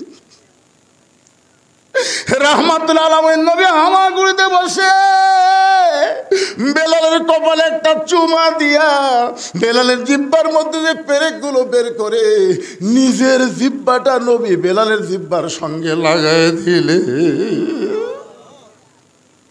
সঙ্গে সঙ্গে জিহ্বাটা পূর্বের মতন হয়ে বেলালের মুখের মধ্যে যখন ঢুকে যায়, নবী বলেন, বেলাল রে তুমি কি জানো তোমার ঈমানের কারণে আল্লাহ তাআলা তোমাকে 8টা জান্নাতের মালিক বানায়া দিছে। বেলাল বলে, রাসূলুল্লাহ আপনি কি আমার কাছে কিছু শুনতে চান? আবু বকর, বেলাল তুমি কি বলবা? বেলাল বলে, হুজুর ওই আল্লাহর শপথ করে বলতেছি, ওরা যখন আমাকে সারাদিন ধরে মারছিল, ওরা যখন আমাকে চাবুক মারতেছিল, আমার চামড়া কেটে যখন রক্ত বের হচ্ছিল, আমি তখন আল্লাহ আল্লাহ জিকির করতেছিলাম। আমি যখন আল্লাহ আল্লাহ জিকির করি, একসময় আমার চক্ষু বন্ধ হয়ে গেলে আমি দেখতে পাই আল্লাহর জান্নাতের দরজা খুলে দেওয়া হয়েছে। ওগো আল্লাহর নবী, এই দুনিয়া থেকে বেহেশতের দরজার দিকে আমি তাকিয়ে থাকি, ওরা আমাকে সারা রাত বুকে পাথর চাপা দিয়ে রাখছে, আমি তখনও বেহেশতের দরজাতে বেহেশত দেখি। ওরা যখন জিহ্বা টেনে বের মধ্যে জিহ্বার মধ্যে পেরেক মারছে, আমিও তখন জান্নাত দেখতে পাই। নবী বলেন, বেলাল রে তুমি আছো দুনিয়ায়, আর দুনিয়া থেকে আল্লাহ তোমাকে জান্নাত দেখায়। লিল্লাহি তাকবীর। তাহলে ঈমানের কারণে দুনিয়া থেকে যদি জান্নাত দেখা যায়, তাহলে আপনি যেখানেই থাকেন না কেন, মক্কা মদিনাকে আল্লাহ আপনার কাছে পাঠাবার পারে না? জোরে কারণ পারে কি পারে না? সমস্ত ক্ষমতার মালিককে। জামবিদ বলে, মা মানুষগুলো কি মক্কা মদিনায় যাইতে হয়? মেয়েটা বলে, জামবিদ রে, এটাই যদি তোমার ঈমান হয়, তুমি ঘোড়াকে যেরকম দেখছো, যে ঘোড়া তোমার যাই নিয়ে যাবে মক্কা মদিনায়, কিন্তু ঘোড়া দৌড়ায় পূর্বের দিকে, ঘোড়া কেন টানলে ঘোড়া মাটির শুয়ে পড়লো? জামবিদ খালি চুমকে চুম করতেছি, এইগুলা খবর কি রে? এই জায়গা কখন চালান হলো? জামবিদ ইয়ানজুরু বিনূরিল্লাহ, একটাবার নূরের চোখে তাকায় দেখো, আমার অন্ধকার ঘরে কোনো আলো নাই, আমার ঘরে দেখতে গেলে দুনিয়ার আলো চলবে না। ইয়ানজুরু বিনূরিল্লাহ, তুমি নূরের চোখে নজর করো। জামবিদ চোখ বন্ধ করে তাকায় দেখে, মেয়েটার ডান পাশে কাবা, আর বাম পাশে স্বয়ং আল্লাহর নবী বসে আছে। লিল্লাহি তাকবীর। জামবিদ দরজাত বসে বলে, মা মা তুমি এমন কি আমল করো যে আমল করণে ডান পাশে মক্কা বাম পাশে মদিনা, তুমি এমন কি আমল করো মা যে আমলের কারণে তোমাকে মক্কাও যাওয়া লাগলো না, মদিনাও যাওয়া লাগলো না, মক্কা মদিনা তোমার কাছে চলে আসলো? এই আমলটার নাম কি? আজকে যুবক যারা এসব বাদ দেওয়া ফজর বাদ দেওয়ার চিন্তা করতেছো, আজকে তোমাদেরকে সে আমলের খবর দেব। শুনবেন না আপনারা? শুনবেন না? তাহলে আয়াতটা আর একবার তেলাওয়াত করি। ইয়া আইয়ুহাল্লাযীনা আমানুত্তাকুল্লাহা হাক্কা তুকাতিহি ওয়া লা তামুতুন্না ইল্লা ওয়া আনতুম মুসলিমুন। না দুর্বল হয়ে গেছে? ওয়াজ শুনে কি দুর্বল হলেন? আরে পাগলা, কোন আমলের কারণে নমরুদের আগুনের চুলায় শান্তির বাগান হলো আমাদের জাতির পিতার জন্যে? জানা লাগবে না? কোন আমলের কারণে মুসা নবীর জন্য আল্লাহ সাগরকে রাস্তা বানায় দিল? এগুলো তো আমাকে জানা লাগবে ভাইজান। কারণ ভারত যে হারে মাঝে মধ্যে হুমকি মারতেছে, ওরকে হাতত নাকি এমন অস্ত্র আছে যে বাংলাদেশকে দখল করতে ওরকে 15 দিনও টাইম রাখবি না। আর একটা নেতা কাছে 15 মিনিটই বাংলাদেশ শেষ। হায় হায় রে, ওরা কিসের ভরসায় এত বড় হুমকি মারতেছে? ওদের কাছে অ্যাটম আছে, হাইড্রোজেন আছে, পারমাণবিক অস্ত্র আছে, ওরা মনে করতেছে অস্ত্র আছে। আর আমরা বলি পাগলা, অস্ত্রকে আমরা টিয়ারি করি না, আমাদের আল্লাহ আছে। জোরে কোন কথা বলেন না কেন? ইমাম মেহেদী আলাইহিস সালাম আসবেন কোন আমল নিয়ে পৃথিবীতে? ঈসা আলাইহিস সালাম আসবেন কোন আমলের নিয়ে পৃথিবীতে? যারা আসার সাথে সাথে পৃথিবীর সমস্ত ইহুদি খ্রিস্টান কাফেরেরা পরাজিত হয়ে যাবে। জোরে করে কথা ঠিক না? এখন আমাদের মুসলমানকে সে আমল করার দরকার আছে না নাই? আমি সে আমলটা কোরআন থেকে আপনাদের সামনে দিব, আর ওরস শব্দের অর্থ একেবারে খোলা খুলে আপনাদের বলে দিব। কারা কারা শুনবেন? দুই হাত তুলে একটু আল্লাহকে দেখান তো দেখি। লিল্লাহে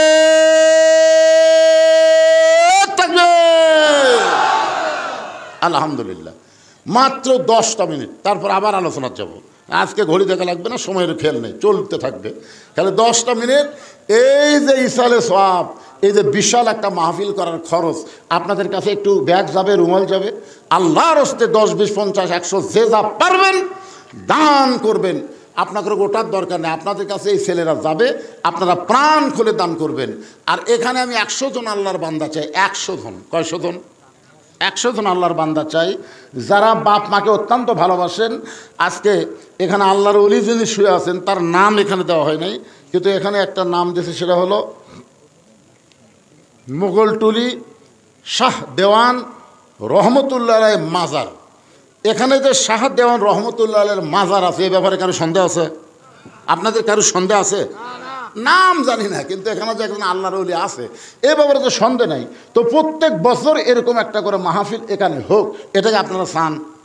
যদি চান, একটা কোরআন শরীফ বাবদ 500 টাকা আপনাকে দান করা লাগবে। যেহেতু আমার বাপ মা কবরে গেছে, আমি এই মাহফিল একটা কোরআন শরীফ বাবদ 500 টাকা দান করলাম। সবচাইতে দামি দান হলো আল্লাহর কোরআন।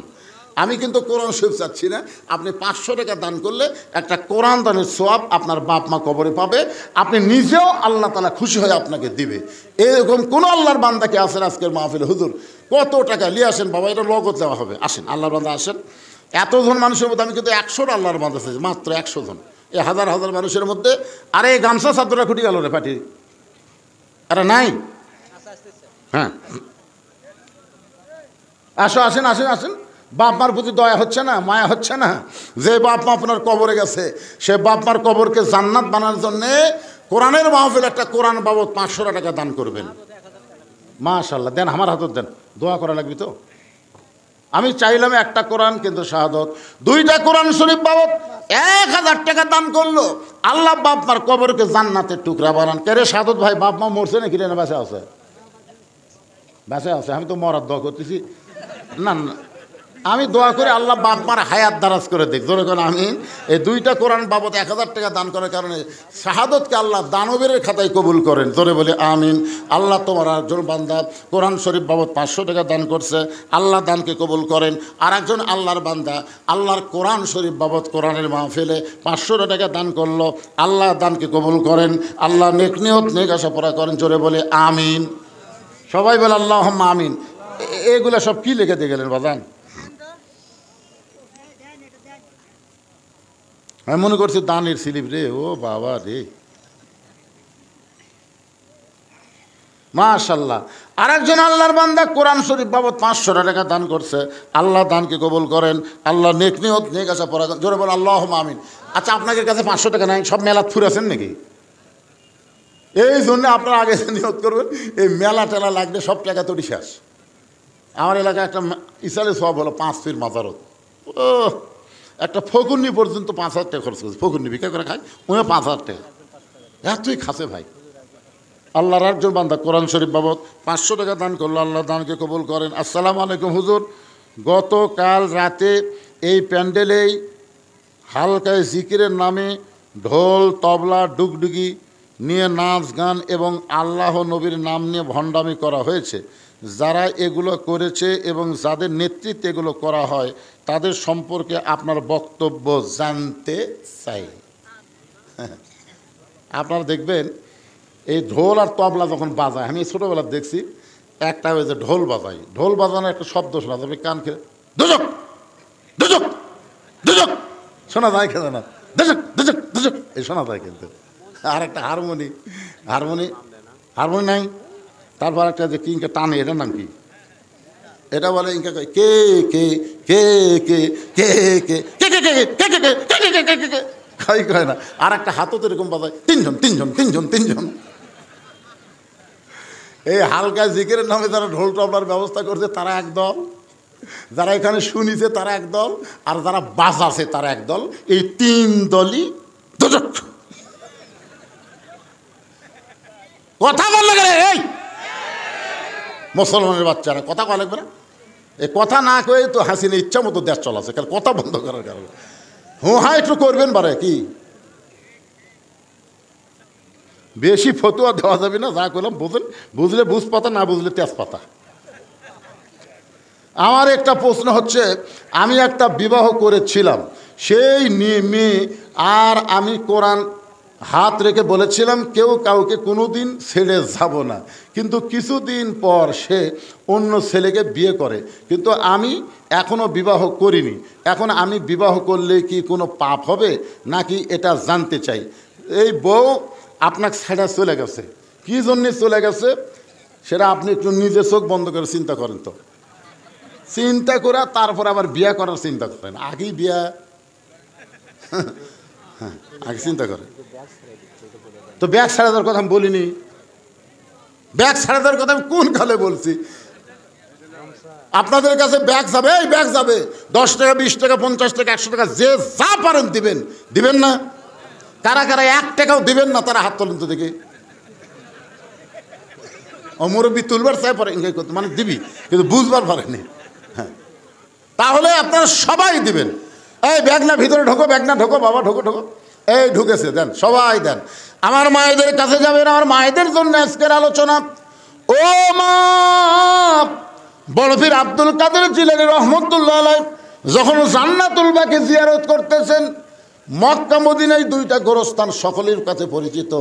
মক্কায় হলো জান্নাতুল মাওয়া আর মদিনায় হলো জান্নাতুল বাকি। নাম শুনছেন আপনারা? এখানে টেজের উপর হাজি সাহেব নাই কেউ? আপনি তো হাজি। তাহলে মক্কায় যে কবর তার নাম কি? জান্নাতুল মাওয়া। সেই জান্নাতুল মাওয়ার মধ্যে ঘুমায় আছে আমাদের মা খাদিজাতুল কুবরা, জোরে কোন সুবহানাল্লাহ। আর মদিনায় যে গোরস্থান, সেই গোরস্থানের নাম হলো জান্নাতুল বাকি। ওই জান্নাতুল বাকির কোন এক জায়গায় ঘুমায় আছে নবীর কলিজা টুকরা মা ফাতেমা। সুবহানাল্লাহ বলেন না কেন? আব্দুল কাদের জিলানী রহমতুল্লাহ আলাইহি ওই জান্নাতুল বাকি যখন জিয়ারত করতেছেন, জান্নাতুল বাকি জিয়ারত করা হলো ভাগ্যের ব্যাপার, কারণ জান্নাতুল বাকির মধ্যে কম পক্ষে 10,000 সাহাবী ঘুমায় আছে। সুবহানাল্লাহ না কেন? কত হাজার? আমাদের গোটা বাংলাদেশ মিলেও একটা সাহাবী নেই। আমাদের গোটা বাংলাদেশে কোনো সাহাবী আছে? কোনো সাহাবী নেই। 2 জন আসছিল ওই নদী পথে চিটাগাংতে, তারা ফিরে চলে গেছে। 2 জন সাহাবী আসছিল, একটা জাবের ইবনে হুযাফা আর একটা নবীর মামা সাদ ইবনে আবি ওয়াক্কাস। এই 2 জন কিন্তু এসে ওনারা এখন চীনে যায়, ওনাদের কবর চীনে হয়েছে, কিন্তু আমাদের বাংলাদেশে হয়নি। বাইজিদ বোস্তামির মাজারও কিন্তু বাংলাদেশে নাই। আমি ওখানে গিয়ে দেখছি বাইজিদ বোস্তামি ওখানে কিছুদিন বসা ছিলেন। বাইজিদ বোস্তামির দরগা আছে, আর মাজার হলো ইরাকের বাগদাদে। সাল্লাল্লাহু বলেন। যেগুলো আছে অধিকাংশই কি, আমি দেখলাম সিলেটে একটা কবর, নাম হচ্ছে লেদা শাহ, জোরেকার নাম কি লেদা শাহ। কিছু দূর যাওয়ার পরে একটা দেখলাম ঘোড়া শাহ, তারপরে শেষে দেখলাম শাহ শাহ। আমি তো ওনাকে আগেই বলছি ভাই। মাশাল্লাহ, আমার ভাই দেখেন আপনার ওয়াজ এতই ভালো লাগতেছে, আমি কিন্তু ওনাকে আসতে বলছি ভাই সালাম কালাম দিয়ে যান, তবে না হুজুর আমি শুনবো। আলহামদুলিল্লাহ, এই আদায় যতক্ষণ হবে ততক্ষণ আমার ভাইজান আপনার একটু শুভেচ্ছা বিনিময় করবে, তারপর আবার আলোচনা চলবে ইনশাআল্লাহ। হ্যাঁ,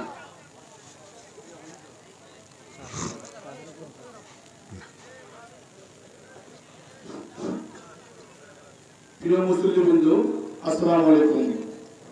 আজকে আমাদের মাঝে উপস্থিত হয়েছেন বাংলাদেশ জাতীয়তাবাদী দল সহ সাংগঠনিক সম্পাদক রংপুর বিভাগ কেন্দ্রীয় সংসদ অধ্যাপক আমিনুল ইসলাম। তাকে সংক্ষিপ্ত আকারে কিছু কথা বলার জন্য বিশেষভাবে অনুরোধ জানাচ্ছি। অধ্যাপক আমিনুল ইসলাম, সহ সাংগঠনিক সম্পাদক, বাংলাদেশ জাতীয়তাবাদী দল বিএনপি, রংপুর বিভাগ।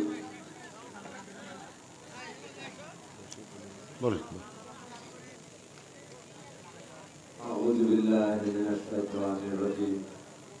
বিসমিল্লাহির রহমানির রহিম। আজকের এই তাফসীরুল কোরআন মাহফিলের সম্মানিত সভাপতি মাওলানা মোহাম্মদ মতিয়ার রহমান, মোগলগলি দক্ষিণপাড়া জামে মসজিদের সভাপতি, প্রধান বক্তা খুব সুন্দর করে কোরআন এবং হাদিস থেকে আলোচনা করছেন। আমি ভাবছিলাম যে এসেই চলে যাব, কারণ অনেক ক্লান্ত, ঘুম আসছে, কিন্তু হুজুরের কথা শুনে ঘুমটা চলে গেছে। তারপর ক্লান্তির জন্য মাঝে মাঝে করে ঘুম চলে আসছে। তো আমাদের কিছুদিন আগে ওই হুজুরের ওয়াজ শুনেছিলাম এখানে ঘোড়ামারাতে, অত্যন্ত প্রাঞ্জল ভাষায় সুন্দর করে বলেন। আমাদের সবার প্রিয় জনাব আলহাজ মুফতি মাওলানা মোহাম্মদ ফজলুর রশিদ মিয়া, উনি আমাদের আছি আহালু হুজুরের বাড়ি। এখানে উপস্থিত আছেন আমাদের মসজিদ এবং এই মাজার কমিটির নেতৃবৃন্দ, উপস্থিত আছেন আপনাদের অত্যন্ত সুপরিচিত এই ইউনিয়ন বিএনপির দীর্ঘদিনের সাধারণ সম্পাদক আলহাজ জাহিদুল ইসলাম, আমার ছোট ভাই, প্রিয় ভাই। এখানে উপস্থিত আছেন আমাদের আরেকজন বিএনপি নেতা, এই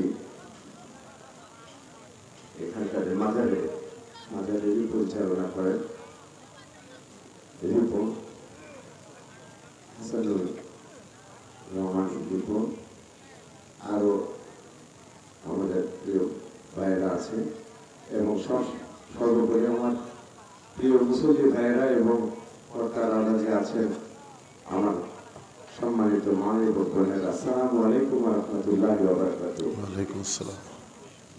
আমাদের কথা তো একটি, আপনাদের কাছে একটু এটুকুই মিনতি করি, হুজুর যে কথাগুলো বলছেন কোরআন এবং হাদিস থেকে, আমরা যেন একটু মনে প্রাণে শুনি, মন দিয়ে শুনি, এটা অন্তরে লালন করি, মস্তিষ্কে ধারণ করি, এবং সেই অনুযায়ী আল্লাহ এবং আল্লাহ রসুলের পথে, নির্দেশিত পথে, কোরআন শরীফ থেকে যে হুজুর বয়ান করছে, যেভাবে বিভিন্ন উপমা দিয়ে, উদাহরণ দিয়ে বলছেন, এগুলো যেন আমরা বাস্তব জীবনে এগুলো পালন করার চেষ্টা করি। এবং হুজুর বললেন, বারবার করে বলছেন, ঈশা নামাজ অনেকেই আমরা কাজা করেছি, আবার ফজরের নামাজেও অনেকে হয়তো করবো না। নামাজ হচ্ছে সর্বপ্রথম যে প্রত্যেক মুসলমান, প্রত্যেক হুজুররা সবচেয়ে বেশি গুরুত্ব দেন যেটা সেটাকে নামাজ। 5 ওয়াক্ত নামাজ পড়তে হবে, কোনো মাপ নেই। আমরা যারা এই পর্যন্ত এশার নামাজ এখনো আদায় করিনি, এই যে এর ফাঁকে হোক বা যখন হোক অবশ্যই আমরা এশার নামাজ আদায় করব। এবং ফরজ হয়তো এখানে ফরজ শরীফের শেষ পর্যন্ত হবে, ফজর পর্যন্ত এখানে জামাতের সাথে ফরজ আদায় করবেন আপনারা। আমি পারবো না, আমার অনেক ক্লান্ত, গত 3 দিন থেকে শুধু জার্নি হচ্ছে প্রোগ্রামের জন্য। তো সবশেষে আমি এটুকুই আপনাদের কাছে দোয়া চাই, আমি যেন এই ইসলামের একজন খাদেম হিসেবে আমি কাজ করতে পারি। আমি যাই করি সেটা যেন কোরআন এবং হাদিসের বাইরে যেন কোনো কাজ না করি। হয়তো পুরোপুরি পালন করতে পারবো না, যতটা পারি আমি সাধ্য মতো আল্লাহ পাক যেন আমাকে সে তৌফিক দান করে এবং একজন সৎ মানুষ হিসেবে আমি মারা যেতে চাই, এইটুকু দোয়া করবে। আর আমি সব জায়গাতেই বলি, আমার নেতা শহীদ প্রেসিডেন্ট জিয়াউর রহমান, আমার নেত্রী অপসীম দেশনেত্রী বেগম খালেদা জিয়া অনেক অসুস্থ আছেন, অনেক নির্যাতন সহ্য করেছেন। আমার নেতা তারেক রহমান, উনিও প্রায় মৃত্যুর হাত থেকে ফিরে এসেছেন আল্লাহ পাকের রহমতে, 18 বছর থেকে দেশের বাইরে। ওনাদের জন্য দোয়া করবেন এবং ওনাদের যে মন মানসিকতা ইদানিংকালে আপনারা বক্তব্য বিবৃতিতে আপনারা ইউটিউবে দেখেন, সামাজিক যোগাযোগ মাধ্যমে শুনে, আল্লাহ পাক যেন সত্যি সত্যিই ওনারা এরকমভাবে মানুষের দেশে খেদমত করতে পারে। সবাই আপনারা ভালো থাকবেন। আল্লাহ পাক সবাইকে আপনাদের একজন খাঁটি মুসলমান হিসেবে কবুল করুন। আসসালামু আলাইকুম ওয়া রাহমাতুল্লাহি ওয়া বারাকাতুহু। সবাই একটু জিকির করেন, লা ইলাহা ইল্লাল্লাহ, লা ইলাহা ইল্লাল্লাহ, লা ইলাহা, লা ইলাহা ইল্লাল্লাহ মুহাম্মাদুর রাসূলুল্লাহ সাল্লাল্লাহু আলাইহি ওয়াসাল্লাম। আজকের মাহফিলের সম্মানিত অতিথি তিনি শহীদ প্রেসিডেন্ট জিয়াউর রহমান, যার ওয়াজ আমার ইউটিউবেতে শুনতে পাবেন। তিনি কত বড় আল্লাহর ওলি ছিলেন। আমি যে মাদ্রাসায় লেখাপড়া করতাম, সরকারি মোস্তাফিয়া মাদ্রাসা, ওনার প্রিন্সিপাল ছিলেন তখন আল্লামা নজিবুল্লাহ রহমতুল্লাহ আলাই, উনি এখন দুনিয়াতে নেই। ওনাকে আমরা ছাত্ররা জিজ্ঞাসা করছিলাম যে শহীদ প্রেসিডেন্ট জিয়াউর রহমান সম্পর্কে আপনার মন্তব্য কী? উনি বলেছেন, হজরত ওমর ফারুকের সিমটম আল্লাহর ওলি, জোরে কারণ সুবহানাল্লাহ। এবং বেগম খালেদা জিয়া, আপনারা কি দেখলেন যে হাসিনা কীভাবে পলে গেল, আর বেগম খালেদা জিয়াকে কীভাবে সম্মানের সাথে তাকে নিয়ে যাওয়া হলো। কথা বলেন ঠিক কিনা? আমরা সবাই তার জন্য দোয়া করব, আল্লাহ পুরোপুরি সুস্থতা সহকারে আমাদের দেশে আবার ফিরে আসার তৌফিক দেখ, আমিন। এবং তারেক জিয়া তারুণ্যের অহংকারকে আল্লাহ কবুল করুক, সকলে বলে আমিন। এখন আসেন, আপনাদেরকে তো একটা ওয়াজ আমি রাখছিলাম, মনে নাই, মনে থাকলে আপনার 2-4 দিন উঠে চলে গেলেন। আসলে 2টা জগতে আল্লাহ আমাদের পক্ষে, এটা আমরা বিশ্বাস করছি। একটা হলো রুহের জগৎ, একটা হলো দুনিয়ার জগৎ, আর একটা জগৎ আমাদের সামনে আছে। মনে আছে আপনাদের? মনে করছে 66-তে পাস তো করছি, পাস করলে আপনি জান্নাত পাবেন পাগলা, কিন্তু 33 না পাওয়ার কারণে যে কমপক্ষে 100-150 বছর জাহান্নামে থাকা লাগবে, সেটা কী করবেন? সেই জন্য আমি বলছি গোল্ডেন A+ পাইয়া বিনা হিসাবে আমরা জান্নাতি হব। জোরে কোন কথা ঠিক কিনা? মনে নাই। মেয়েটা বলে, জাম্বি কোন আমলের কারণে আল্লাহর কাবা নবীর রওজা আমার পাশে, যদি তুমি জানতে চাও তাহলে শোনো। আপনারা এই কথাও কিন্তু আমি বলেছি, কি আমল, ঠিক না? সে আমল শুনবেন না আপনারা?